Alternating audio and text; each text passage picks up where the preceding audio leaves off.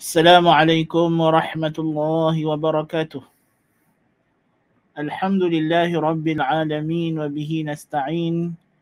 Wassalatu wassalamu ala khatamil anbiya'i wal mursalin Nabiyyina Muhammadin wa ala alihi wa sahbihi ajma'in, amma ba'du. Ikhwatal iman, semoga Allah subhanahu wa ta'ala merahmati dan memberkati kita.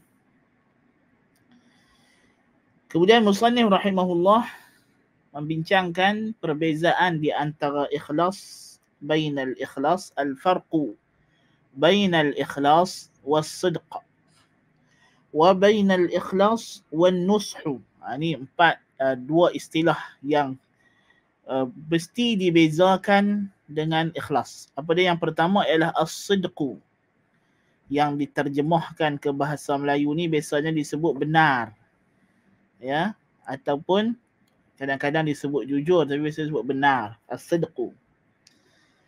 Macam kita kata tasawuf itu ialah as-sidqut tawajjuh ila Allah Ta'ala, benar dalam menghadapkan diri kepada Allah.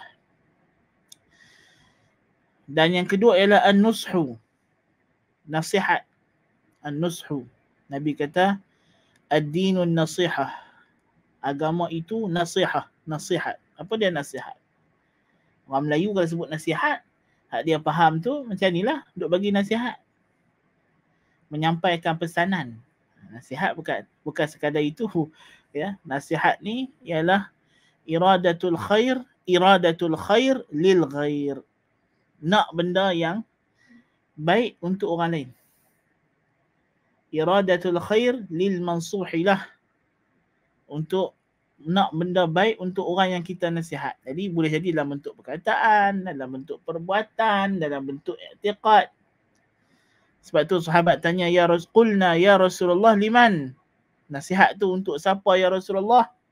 Nabi kata lillahi wa li kitabihi wa li rasulihi wa li a'immatil muslimina wa 'ammatihim. Agama tu nak benda baik, nak kebaikan. Untuk siapa? Untuk Allah, Rasulnya, kitab Allah, pemimpin-pemimpin umat Islam dan awam seluruhnya.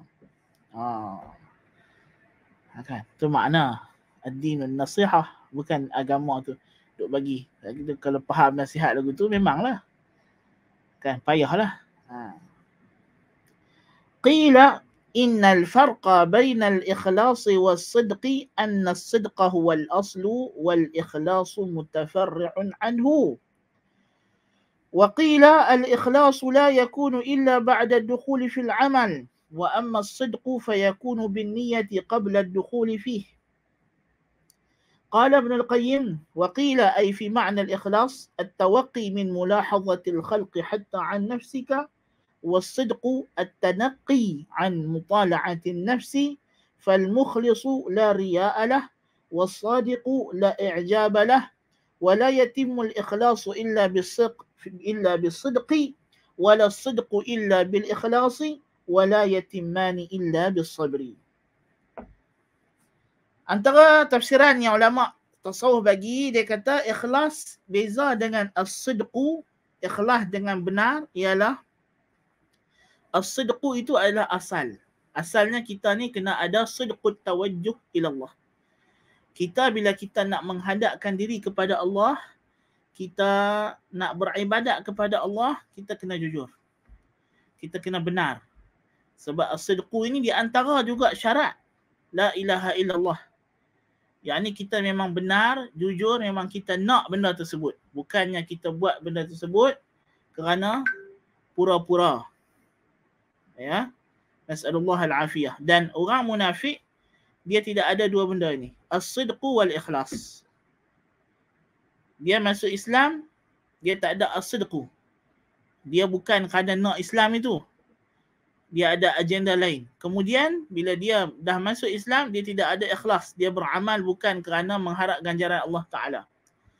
So as-sidqu awal, ikhlas adalah cabang. Sebab itu taklif yang kedua dia kata ikhlas ketika dah buat amalan. Adapun as-sidqu itu sebelum niat. sebelum masuk dalam amalan. Dengan niat sebelum masuk dalam amalan. Jadi ikhlas ni bersama dengan amalan. Dalam amalan tu kita mengharapkan seolah-olah macam ikhlas itu adalah the end of the deed. Sedangkan as-sidqu itu ialah the beginning of the deeds. Maksudnya apa punca. So walaupun kedua-duanya boleh dikatakan hampir sama, maknanya kenapa kita nak beramal ibadah? Kerana Allah. Kerana Allah, yang ini dia panggil as-sidqu. Kemudian bila kita dah beribadah, apa yang kamu harapkan dengan ibadah kamu yang kamu sedang buat ini ialah ganjaran daripada Allah. Ini ikhlas. Kata Ibn Qayyim rahimahullah, dikatakan juga pada makna ikhlas itu ialah berhati-hati daripada pandangan, daripada memandang, menilik kepada makhluk sehingga daripada dirimu sendiri.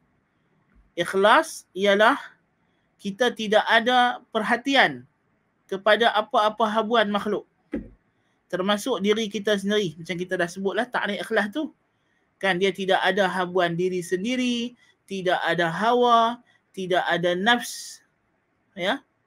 Maksudnya ikhlas ni kita tidak berharap apa pun ganjaran daripada mana-mana makhluk. Kita bukan nak reward daripada mana-mana makhluk, including diri kita sendiri. Kita bukan nak apa-apa daripada kerana kita buat ibadat tu kita rasa selesa ke, kita buat, that's not the point. Itu bukan tujuan saya beribadat. Tujuan saya beribadat ialah apa? Kerana saya hamba Allah, saya kena taat perintah Allah. Manakala as-sidqu ialah at-tanaqi min mutala'atin nafs. Manakala sidqu itu ialah mensucikan diri daripada tinjauan diri kepada amalan. Maka ikhlas itu lawannya bagi riak, dan as-sidqu itu lawan bagi ujub. Jadi ikhlas ialah kita tidak mengharap ganjaran selain daripada Allah. Kita bukan nak amal, nak orang tengok, ya. Manakala as-sidqu ialah dengan diri sendiri. Dengan diri sendiri. Yakni kita buat ibadat bukan kerana kita nak kagum dengan diri kita. So ujub lawannya as-sidqu. As-sidqu lawan dia ujub. Ujub ni apa? Ta'ajub, kagum dengan diri sendiri. Dia tak ada, dia mungkin dia mengharap ganjaran daripada Allah. Dia solat tahajud seorang-seorang malam-malam. Tapi datang perasaan zub dalam diri dia, setan bisik, dia kata, "Oh ya, hang hebat, hang tahajud tiap malam." Kan? Walaupun dia tak ada hebat kat orang lain, tapi dia rasa aku ni hebat ni. Kan? Dia rasa diri dia hebat. Na'udzubillahi min zalik. Ini bahaya. Rasa diri hebat sebab ada buat ibadat. Yang ni lawan dia, nama dia ujub. Dan ujub lawan dia yang kita nak ada dalam ibadat, yang nak mengganti sifat mazmumah ujub ialah sifat mahmudah dia apa? As-sidqu, benar. Benar dengan Allah Ta'ala. As-sidqu ma'allah. Ini yang disebut as-sidqu ma'allah. Yang ni kita dalam ibadat kita tu, kita benar dengan Allah. Bukan kita nak kekaguman diri kita sendiri, tapi kita nak menzahirkan ta'abud, perhambaan diri, menghinakan diri kepada Allah Ta'ala.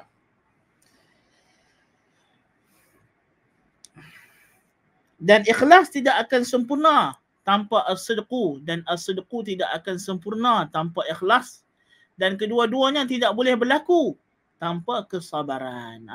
Nak ikhlas, nak jujur dengan Allah, kedua-dua benda ni mestilah ada perjuangan, ada mujahadah. Dan mujahadah hanya boleh berlaku dengan kesabaran. Ya ayyuhallazina amanu isbiru wa sabiru wa rabitu wattaqullah.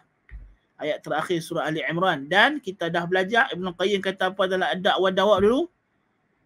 Perjuangan mujahadatun nafs ni hakikatnya mujahadatun nafsi wa syaitan, berperang dengan diri sendiri dan syaitan. Tidak ada bezanya situasinya dengan kita berperang dengan musuh luaran, exterior enemy, iaitulah musuh orang kafir yang datang menyerang dalam perang fizikal.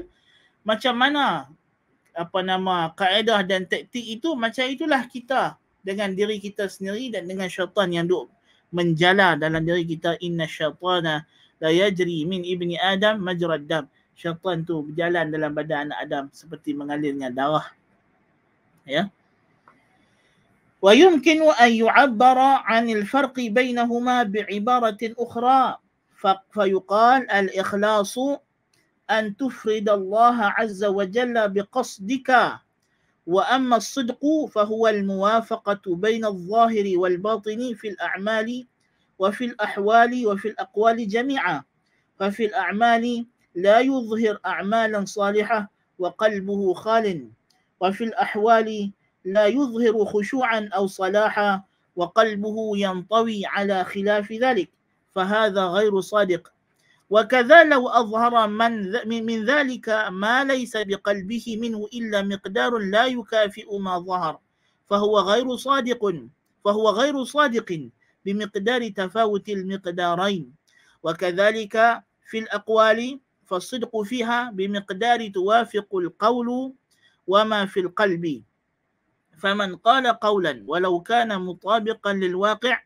ولكنه يخالف ما في مكنونه فإنه يعتبر كاذبا بذلك فلو سئل عن فلان أين هو فقال مسافر وهو يظن أنه موجود ولكن صادف أن قوله وقع على الحقيقة بحيث إن فلانا كان مسافرا فعلا ولكنه لا يعلم فإنه يكون بذلك كاذبا ولذلك قالوا لو جامع في ظلمة من يظنها أجنبية فبانت زوجته أو أمته أثم على ذلك بقصده وكذلك أيضا يكون كاذبا إذا خالف ما في الواقع وإن لم يقصد ذلك كما هو استعمال السلف كثيرا وهو استعمال عربي معروف لكلمة الكذب التي تقابل الصدق فإذا قال مثلا فلان مسافر وهو يعتقد أنه مسافر فطابق قوله ما في مكنونه ولكن تبين أن فلانا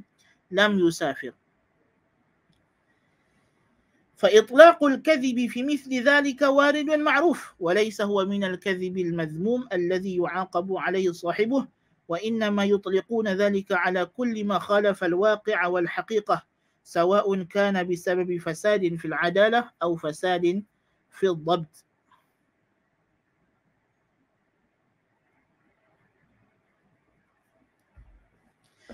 Kemudian Musannif rahimahullah membuat satu kesimpulan, satu rumusan apakah definisi ataupun perbezaan yang terbaik yang kita nak bezakan di antara ikhlas dengan as-sidqu.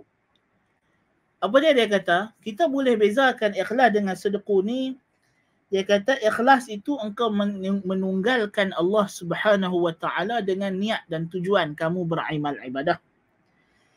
Adapun as-sidqu ialah bersepakat, koheren, harmoni di antara zahir dengan batin dalam amalan dan pada keadaan dan pada ucapan seluruhnya. Jadi maknanya dia kata di sini ada beza. Ikhlas berkaitan dengan niat. Apa dia niat, tujuan kita nak buat amal ibadat ni apa? Adapun as-sidqu yang lawan kepada al-kadhib. Tadi maknanya Ibn Qayyim bagi pandangan dia as-sidqu lawan dia adalah ujub. Tapi bahasa yang biasa kita faham, as-sidqu benar, lawan dia ialah kadhib, bohong. Kan? Jadi apa makna kita nak kata benar dalam beribadat ni dan apa makna bohong dalam ibadat? Iaitulah apabila seorang itu keadaan hatinya koheren dengan amalan zahirnya, dengan keadaannya, maka itulah sidqu. Itulah as-sidqu. Ya. Apabila apa yang ada dalam batin dia sesuai dengan apa yang zahirnya. Apa yang dia cakap, itulah apa yang dia percaya. Apa yang dia buat di depan orang, itulah yang dia buat ketika dia sorang-sorang. Maka ini adalah as-sidqu. Kerana ada orang, depan orang dia ibadat bagus, belakang orang, sorang-sorang dia ikhlas, dia bukan mengharap ganjaran, tapi dia jadi malas, dia apa, dia tak jujur dengan Allah Ta'ala. Tidak ada as-sidqu ma'allah. Dan lama kelamaan itu boleh memakan ikhlasnya. Dan akhirnya daripada dia ikhlas jadi tak ikhlas. Nas'alullah al-afiyah. So orang yang menzahirkan amalan yang baik sedangkan hatinya tidak ada amalan niat yang baik tersebut, maka itu adalah tidak ikhlas, tidak jujur, tidak benar, tidak sidqun. Orang yang as-sidqu, orang yang sadiqun fi amalih, yang benar dalam amalannya ialah bila zahirnya dia buat amalan baik, maka batinnya juga baik, iaitulah ikhlas. Dia kena buat tu memang kerana Allah Ta'ala, memang tujuan dia nak buat baik, bukan ada muka-muka. Kalau ada orang dia buat baik, tapi sebenarnya tujuan dia buat baik itu nak perkenal kawan tersebut. Kan? Ada agenda lain di sebalik buat baik dia tu. Baik ada makna. So baik ada makna ni, yang ni kadzib, ni tipu. Dan dia berlawanan dengan sadiq.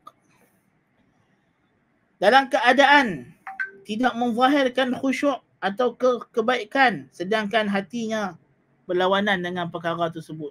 Orang tengok depan macam khusyuk, padahal dalam hati tu duk fikir macam-macam. Itu tak jujur, tak benar dengan Allah Subhanahu Wa Taala amalan. Demikian juga kalau dia menzahirkan apa yang tidak ada dalam hatinya, melainkan dengan kadar yang tidak mencukupi pada zahirnya. Maksudnya tak seimbang yang batin dengan yang zahir. Maka sekadar mana yang tak seimbang itulah kita kata dia tidak benar. Ya. Demikian juga pada ucapan. Kerana kalimah as-sidqu ni bila kita tengok digunakan dengan dua makna. Yang pertama ialah orang itu bercakap sesuai dengan apa yang dia percaya. Kalau satu orang bercakap dengan benda yang dia sendiri tak percaya, maka itu tidak benar. Walaupun kemungkinan apa yang dia cakap tu kebetulannya betul. Orang tanya, Zaid ada di rumah? Dia kata tak ada. Zaid musafir. Padahal dalam hati dia tahu, dia i'tiqad Zaid ada di rumah.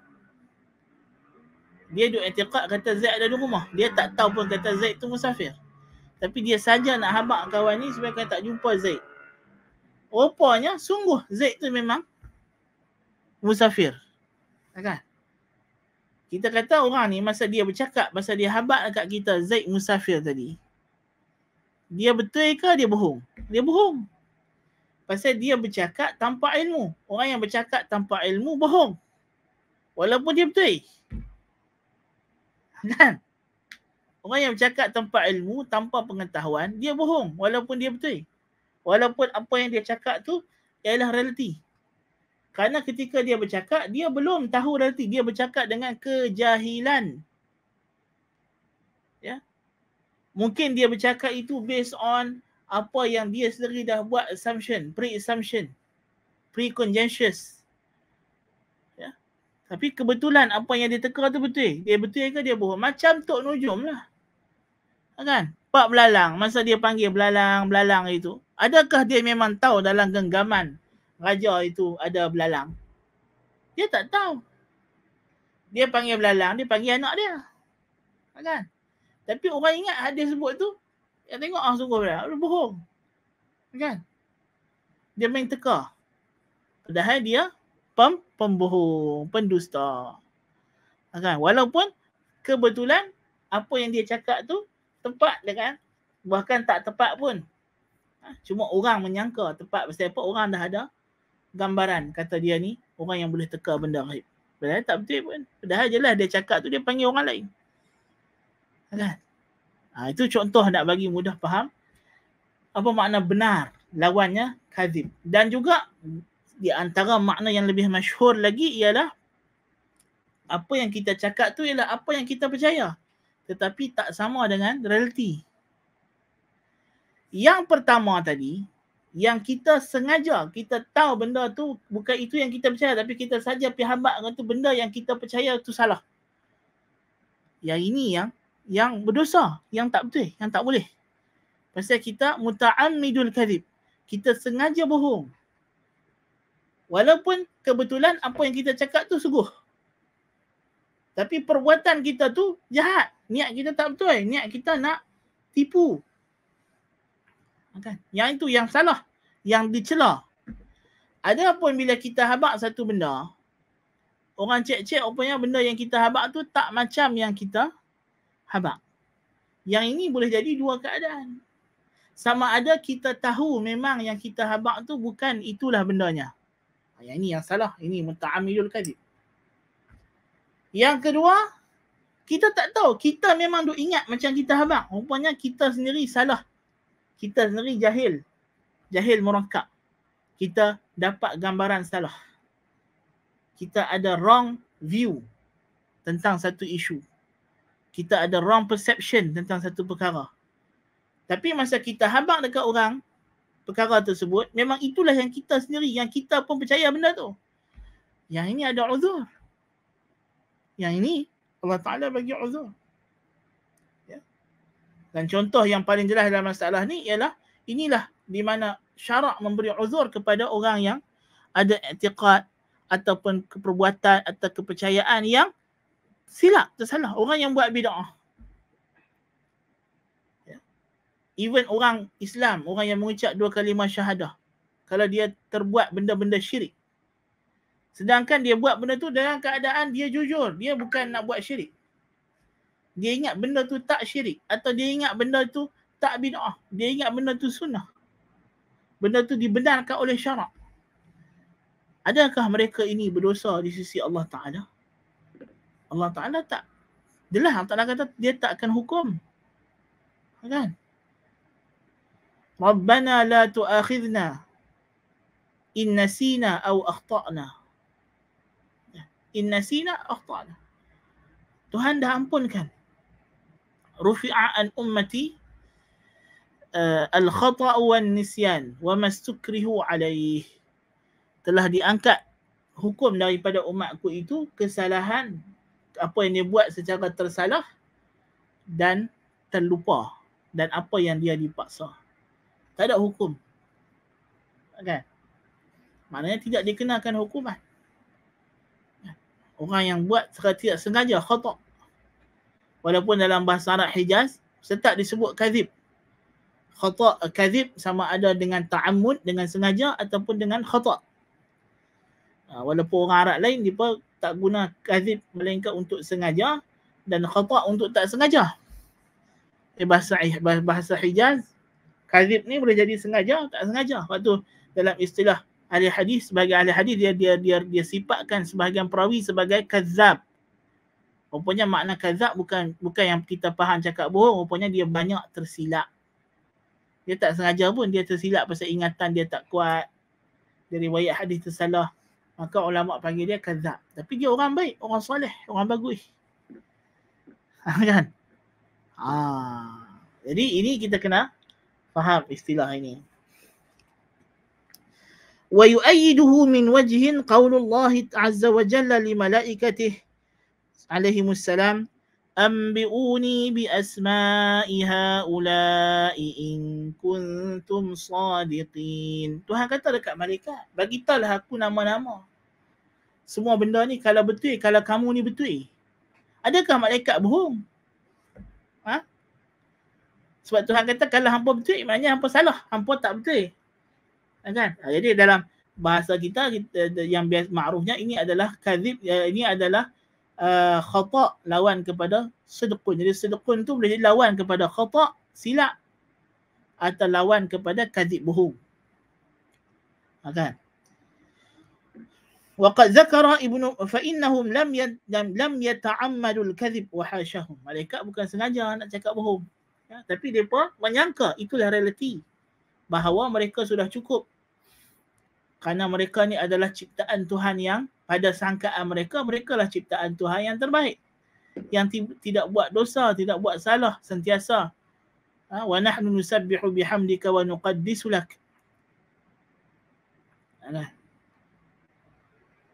Jadi malaikat menyangka mereka sudah dianggap makhluk yang terbaik. Rupanya tidak. Rupanya hakikatnya pada realitinya Tuhan nak mewujudkan, nak mencipta satu makhluk yang lebih baik daripada malaikat. Ya. Manusia lebih baik daripada malaikat. Ya. Kerana manusia itu apabila dia salih, dia baik, dia elok di sisi ahli sunnah wal jamaah, dia lebih afdal daripada malaikat. Pasal apa? Pasal manusia salihnya, baiknya ialah dengan pilihan, dengan ikhtiar, dengan keupayaan dia, dengan struggle dan perjuangan dia. Dibanding dengan malaikat yang dia tak buat dosa bukan sebab dia, memang dia tak ada kemampuan. They have no the ability to sin, untuk berdosa. Dia tak ada kemampuan. Pasal malaikat tidak dicipta dengan hawa nafsu dan syahwat. Jadi mereka, lepas tu sebagian ulama salah kata, malaikat dengan matahari, dengan bulan, dengan bintang sama dari satu sudut. Dari sudut mereka memang tidak ada pilihan untuk menyanggah. La ya'sunallaha ma amarahum wa yaf'aluna ma yu'marun. Ya. Mereka tidak ada kecenderungan untuk menyanggah Tuhan. Berbeza dengan makhluk manusia ini. Manusia ini dicipta di persimpangan. Ya. Dan majoriti mereka, majoriti manusia, mungkin orang kata okey, tapi apa beza manusia dengan jin? Ya. Manusia dengan jin kan sama, kedua-duanya ada pilihan. Ya. Tetapi manusia berbeza kerana majoriti mereka memilih yang baik. Mereka boleh memilih baik dan buruk, dan majoriti mereka memilih yang baik. Berbanding dengan jin, yang majoriti mereka memilih yang buruk walaupun boleh pilih yang baik. Ya, itu kita kata kehebatan makhluk Allah yang bernama manusia ni. Allah Ta'ala cipta, ya, istimewa, special, tak sama dengan makhluk-makhluk lain. Semua makhluk ada dia punya intelijen. Tuhan bagi kebijaksanaan. Setiap binatang, setiap tumbuh-tumbuhan ada dia punya intelijensi dia. Kan? Kepandaian dia, kebolehupayaan dia. Tetapi manusia, Tuhan bagi mereka akal. Yang akal itu bukan sahaja dia mengekalkan apa yang ada, tapi dia boleh proses maklumat baharu. Ya? Dia boleh proses pengetahuan baharu yang tak ada dalam dia punya input sebelumnya. You see? Manusia sahaja yang boleh proses maklumat baharu. Ya? Rimau, singa, kambing, ayam, itik, lembu, ya, you buat dia macam mana pun, you train dia macam mana pun, dia tetap akan jadi tabiat dia, nature dia. Dia tak boleh proses maklumat baharu. Dia takkan boleh bercakap sampai bila-bila. Ada orang bela rimau daripada kecil sampai rimau tu besar, lah kali rimau tu telan dia. Dia duk bersembang, duk bercakap rimau tu sampai sudah rimau tu tak kerti apa. Lah kali rimau tu satu hari lapak ke mana, makan tuan dia. Kan?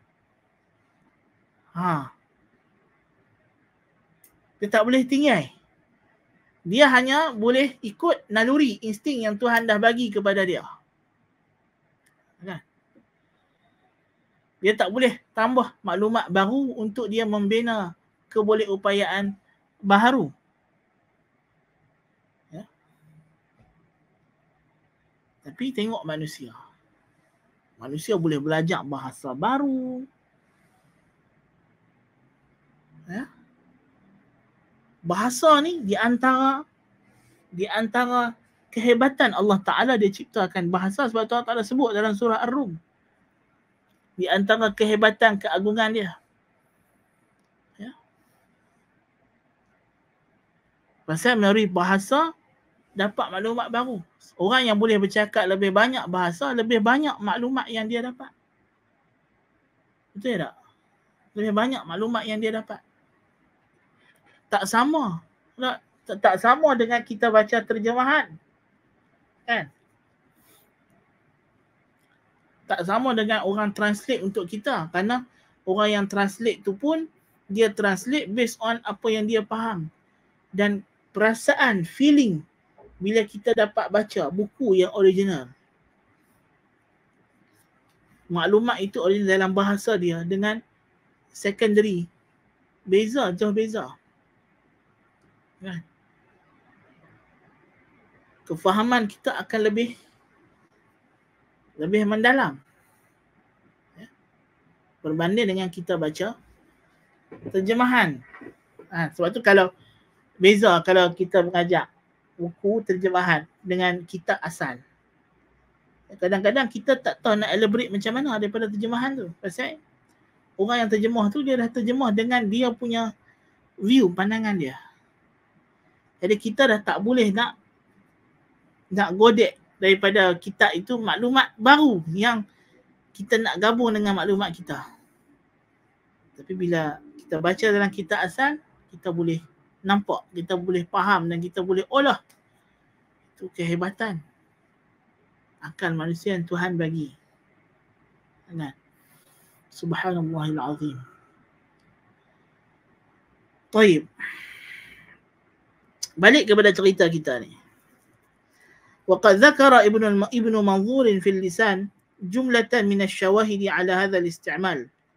قال الخطابي: والعرب تضع الكذب في موضع الخطأ في كلامها فتقول كذب سمعي وكذب بصري أي زل ولم يدرك ما رأى وما سمع ولم يحط به. Jadi memang orang Arab memang dia guna kalimah kadzib ni bukan sahaja untuk pembohongan yang sengaja, bahkan juga tersalah. Seperti dia kata kadzaba sam'i, kadzaba basari, kadzabatni aini. Bila dia tersilap pandang, dia tengok satu benda, dia ingat benda lain, rupanya benda lain. Dia kata apa? Kadzabatni aini, mataku tipu aku. Ini tersilap pandang. Kadzaba sam'i, silap dengar. Kadzaba basari, silap tengok. Ya. Itu. ولا بد أن يعرف أن الصدق والإخلاص معنيان متلازمان. Tapi kita kena faham ikhlas dengan as-sidqu, ikhlas dan benar ini adalah dua makna yang berkaitan. Dan macam kita kata tadi, kedua-duanya adalah salah satu daripada, kedua-duanya adalah di antara syarat-syarat kalimah la ilaha illallah yang 7. Dan dua syarat ini yang membezakan mukmin dengan munafik. Orang munafik masa dia mengucap la ilaha illallah, dua syarat ini yang dia tak ada, menyebabkan dia jadi munafik. Apa dia? As-sidqu dengan al-ikhlas. Okay. وليست المفارقة بين المتلازمين من حيث التعريف مما يستلزم النفرة بينهما، ولكنه مزيد البيان لتقرير المعارف وتحديد الأوصاف. وقد يعبر بالصدق ويراد به الإخلاص فيقال فلان يعامل ربه بصدق يعني بإخلاص. Jadi sebab itulah bila dia makna yang berkaitan, saling lazim melazimi, syarat mensyarati. Ikhlas tanpa sidqun tak ada, mustahil. Tak boleh satu orang saya ikhlas tapi saya tak benar, tak boleh. Kan? Tak boleh. Kan saya ikhlas tapi saya memang macam nilah, kalau depan orang saya solat khusyuk sikit, tapi kalau saya solat dengan seorang tu saya solat ala balai. Ikhlas ke? Dia mungkin rasa dia ikhlas, ataupun mungkin awal itu boleh jadi, tapi lama kelamaan ikhlas itu akan hilang, akan habis, dia tak boleh kekal.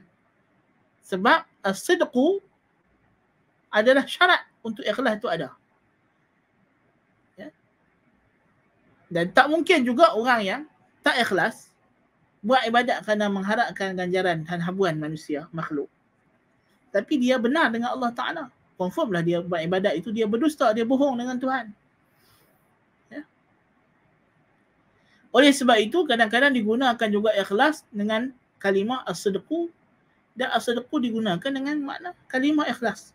Kedua-duanya kalimah yang saling boleh ganti-mengganti. Cuma pasal apa kita nak habaq ada perbezaan supaya kita lebih jelas, di sana ada sifat-sifat tambahan yang mesti kita faham daripada ikhlas. Tujuan kita menjelaskan perbezaan ikhlas dengan sedekun ni bukan kita nak kata engkau boleh ikhlas tapi engkau tak payah sedekun, engkau boleh sedekun tak payah. Bukan. Untuk kita lebih faham ikhlas tu sendiri. Supaya kita boleh melaksanakannya. Kerana sedekun itu di antara syaratnya. Ya? Macam juga bila kita jelaskan tentang Pembahagian tauhid. Betul tak? Semua ulama, semua aliran dalam Islam ni bila berbincang tentang tauhid, mereka akan bahagikan tauhid tu kepada beberapa bahagian. Setiap aliran ada cara pembahagiannya, penerangannya. Adakah kerana mereka menganggap tauhid itu boleh dibahagi-bahagikan? Tak, bukan. Itu untuk menjelaskan kerana kesemua itu adalah mutalazimun. Ya, mutalazimun. Saling berkait-kait. Hilang satu, hilang semua. Ya? Itu maksudnya.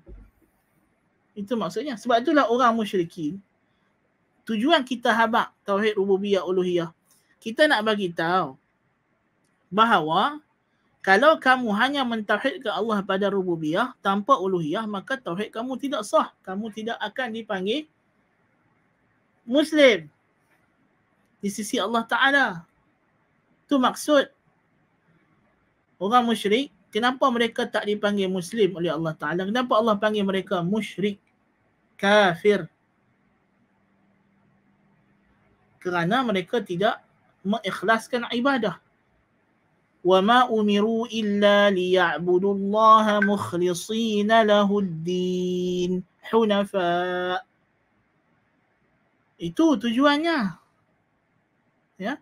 أَلَا لِلَّهِ الدِّينُ الْخَالِصُ وَالَّذِينَ اتَّخَذُوا مِن دُونِهِ أَوْلِيَاءَ مَا نَعْبُدُهُمْ إِلَّا لِيُقَرِّبُونَا إِلَى اللَّهِ زُلْفَى.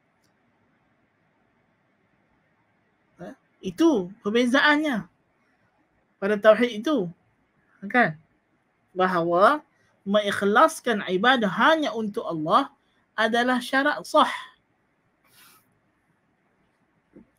Bukan kita nak kata orang musyrik, orang musyrikin Mekah adalah orang yang beriman masuk syurga. Itu bohong lah. Kalau siapa cakap macam tu, bohong lah. Kalau orang yang cakap macam tu, makna dia sendiri telah batal syahadahnya. Itu dah mazhab pluralisme, itu adalah ideologi pluralisme. Ya? Bahawa semua agama sama. Islam bukan agama pluralisme. Islam adalah agama lakum dinukum waliyadin. Ya? Agama yang membezakan Islam dengan bukan Islam. Ya? Bahawa kita akan ada kesudahan yang berbeza. Bagi kamu, din, agama, ganjaran, balasan tersendiri yang kamu akan dapat di akhirat nanti di hadapan Allah. Di atas perbuatan kamu di dunia yang mensyirikkan Allah.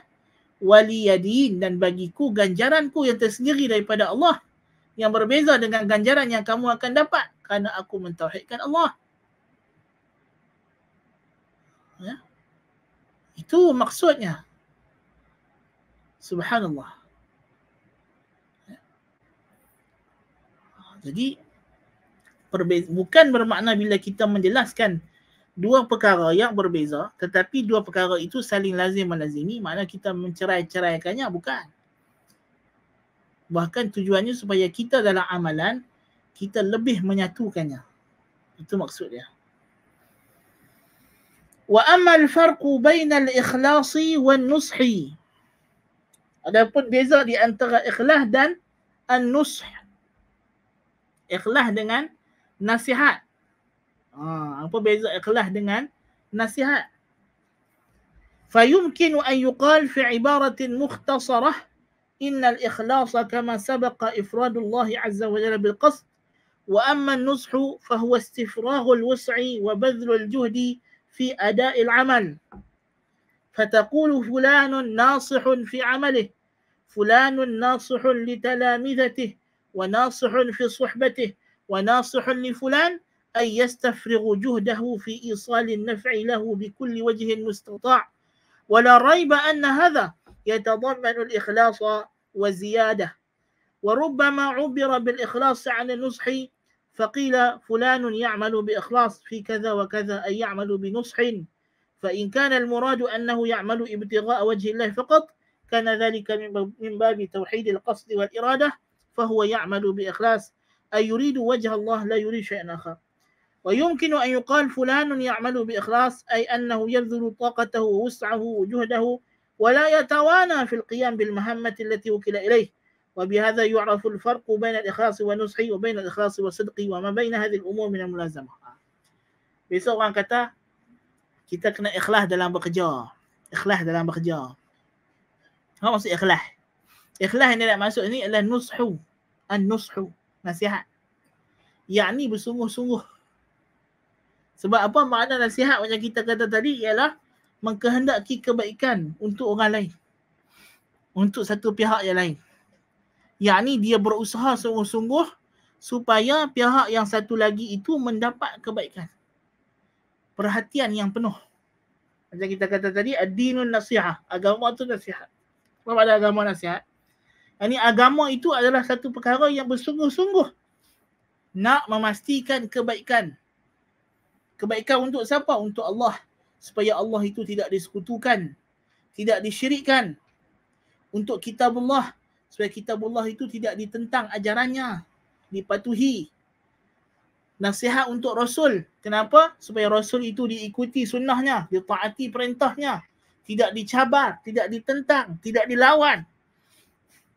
Agama mengkehendaki itu untuk Rasul. Maka dia datangkan peraturan-peraturan.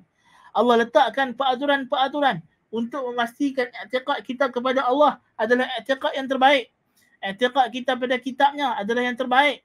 I'tiqad kita pada Rasulnya adalah yang terbaik. Demikian juga kepada pemimpin-pemimpin umat Islam dan orang Islam seluruhnya. Agama tu nak yang terbaik, yang terbaik dan terbaik, yang terbaik kepada kita. Ya. Itu maksud ad-dinun nasihah. Jadi makna nasihat dalam amalan ialah kita bersungguh-sungguh buat yang terbaik. Itu yang orang kata saya ikhlas, kita kena ikhlas dalam bekerja. Kita kena buat sungguh-sungguh. Ikhlas di sini dia maksudkan dengan makna an-nush, dan kedua-duanya sama juga macam dengan as-sidqu, saling berkaitan. Kalau orang yang ikhlas dalam amal ibadah dia, maka dia akan nushu, dia akan ada ihsan, an ta'budallaha ka'annaka tarahu fa in lam takun tarahu fa innahu yarak. Maka dengan itu dia akan apa? Dia akan nasihat, dia akan nasuh. Itu bagi taubat nasuha tu. Tubu ilallahi taubatan nasuha. Taubat yang sungguh-sungguh. Bersungguh-sungguh. Dalam bertaubat itu sungguh-sungguh nak pastikan kita ni memang kembali kepada Allah. Meninggalkan larangannya. Tu. Yang kata nasuha tu. Kan? Jadi bukan dalam taubat, bahkan semua amal ibadah kita perlu menjadi nasuha. Kena sungguh-sungguh, barulah dia ikhlas. Kalau tidak sungguh-sungguh, lama-lama ikhlas itu akan hilang. Bahkan ikhlas tidak wujud tanpa kesungguhan itu. Dan orang yang ikhlas beribadat kerana Allah, dia akan bersungguh-sungguh memastikan amal ibadatnya adalah yang terbaik untuk dia persembahkan kepada Allah Azza fi'ulahu. Naam.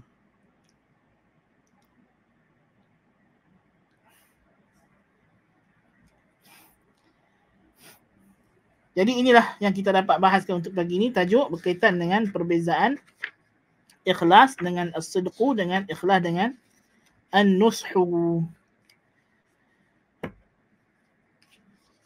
Naktafi bihadzal qadar insya-Allah taala, dan kita sambung pada masa yang akan datang. Aqulu qali hadza wa astaghfirullahal azim li wa lakum. Subhanakallahumma bihamdika asyhadu an la ilaha illa anta astaghfiruka wa atubu ilaik. وصلى اللهم على محمد النبي الأمي وعلى آله وصحبه أجمعين. السلام عليكم ورحمة الله وبركاته.